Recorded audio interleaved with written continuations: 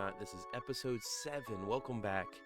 Cleats Off the Couch podcast. We are talking about the Tampa Bay Buccaneers today. Been working through one team from every division, and we'll make our round back into the AFC after we finish out the NFC. But this, the first team out of the NFC South, the Tampa Bay Buccaneers. I think a lot of us can look at the NFC South. We can look at Tom Brady being back again. What was the reason for him coming back out of retirement? Let's be real. The NFC South. It is a division to be lost for the Buccaneers this year.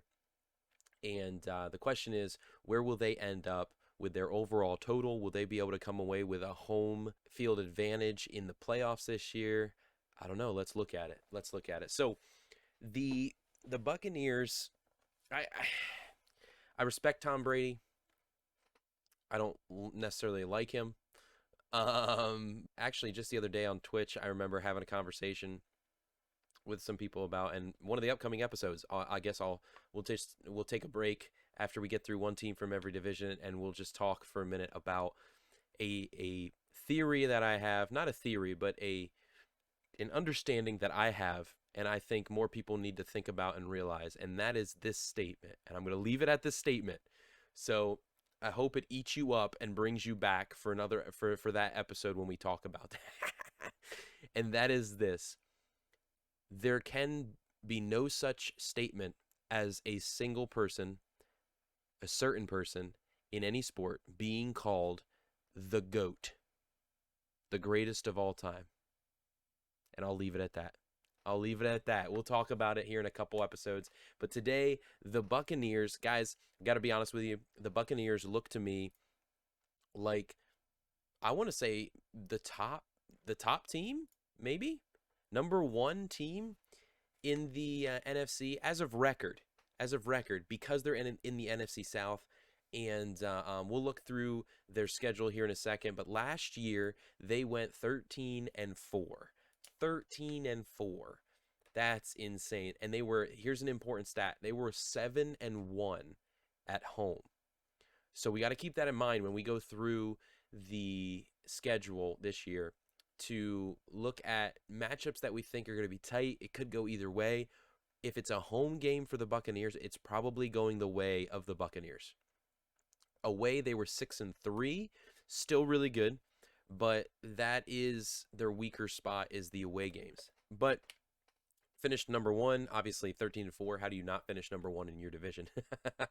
So heading into this year, obviously, as of right now, no Gronkowski back on the roster, right? You got Tom Brady. They still have an elite offense in Chris Godwin, Mike Evans. They got Russell Gage at receiver. Who are they going to have at tight end? Are they going to have... are they gonna have what's his name? Yeah, you know who I'm talking about. You guys know O.J. Howard. Do they have O.J. Howard, or did he get sent out?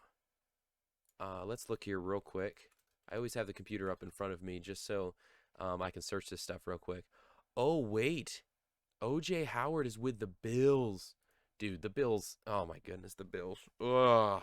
So I'm not sure who they're gonna have at tight end, but. Offensive line is going to be set. Tristan Wirfs back again. Ryan Jensen, and among others. And then on defense, they're going to be all right with Devin White and linebacker Carlton Davis, Antoine Winfield. I forgot Shaq Mason at guard on offense. But they have plenty going for them into this, and obviously we saw an interesting coaching change situation. I don't think that's going to affect things really in a negative way.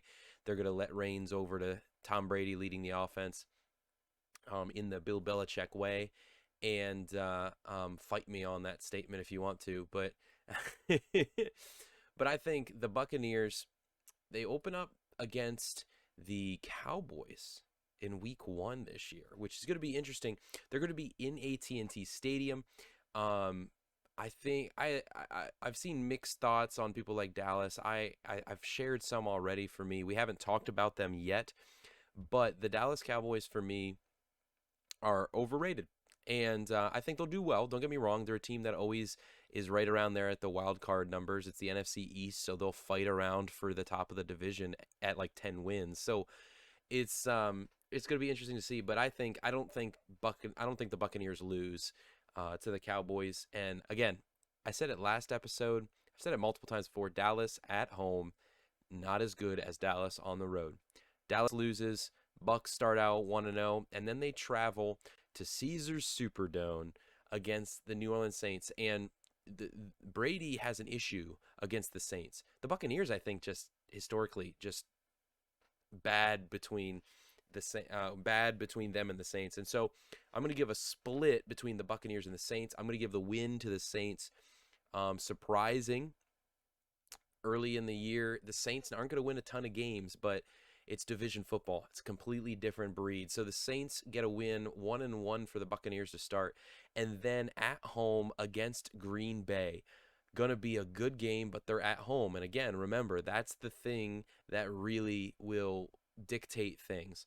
I think Tampa Bay wins at home over Green Bay. Gonna be a good game. Gonna be a fun game to watch. It's a Sunday afternoon game, but the Buccaneers win, go 2-1, and then week 4 they are at home again to play the Chiefs. I think they get a win there. They end up 3-1, and then they are home to play the Atlanta Falcons, and it's interdivision play again. But I'm gonna give. I think the Buccaneers could sweep the Falcons. I'm not sure what that will look like. I don't know. What was it last year? Last year they beat the Falcons, and I think they swept. Yeah, they swept the Falcons. So I mean, I have them sweeping the Falcons again. I think the Falcons have slightly improved, but it's the Bucs. It's the current Bucs roster. The Bucs get the win there. They're at home again, so that's another deciding thing. Maybe on the road it might be a little bit more difficult when they're in Atlanta, but I think they sweep them. So what is that? That's only one loss so far in week 5. So it's 4-1, and then they travel to Pittsburgh in what is now Acrisure Stadium. What the heck, Heinz?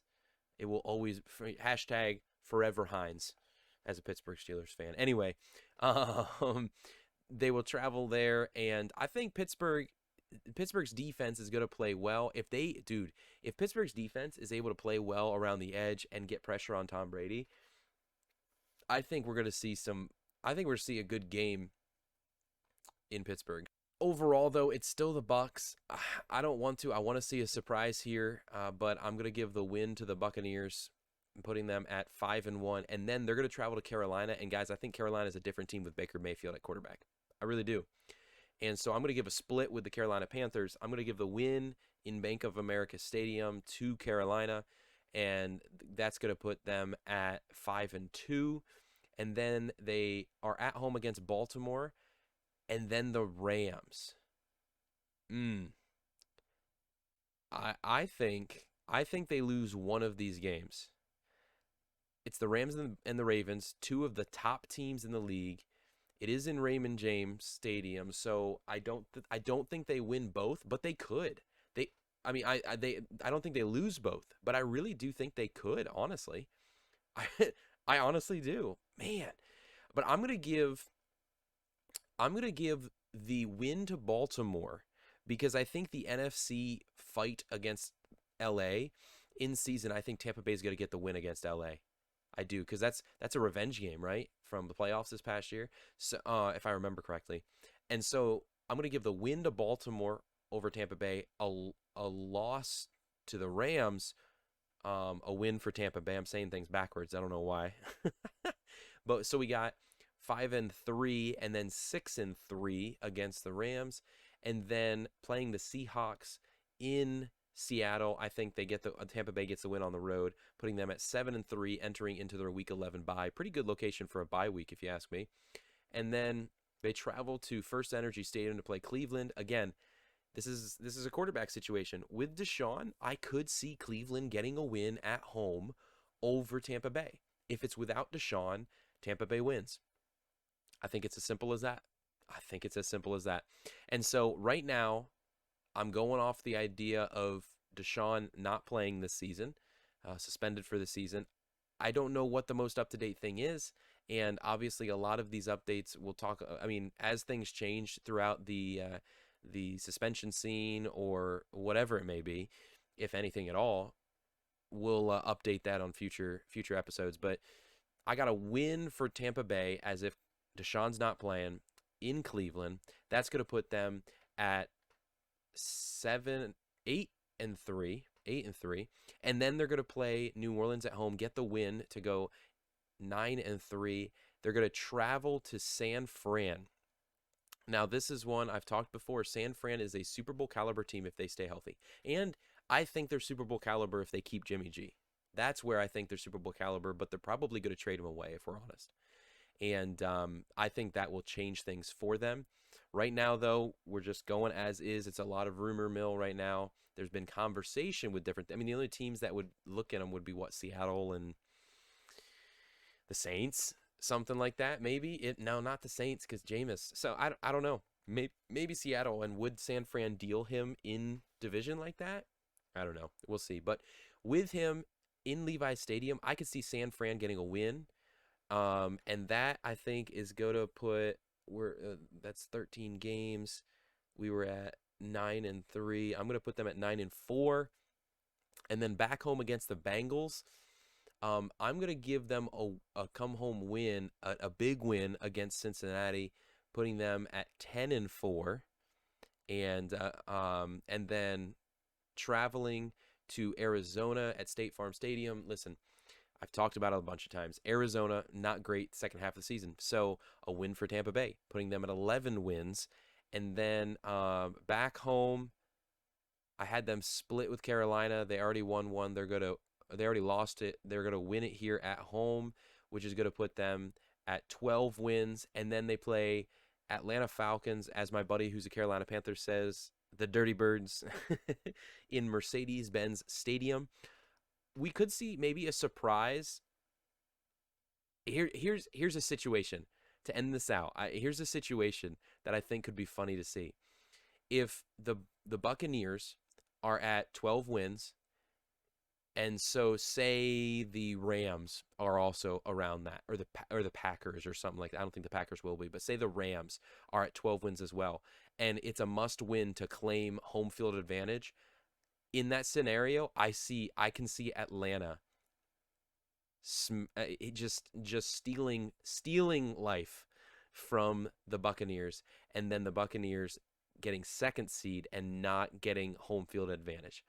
For the sake of this conversation, I'm going to give a win to Tampa Bay. No, I'm going with this. I'm trusting my gut here. I'm going to go with a 12-win season by Tampa Bay.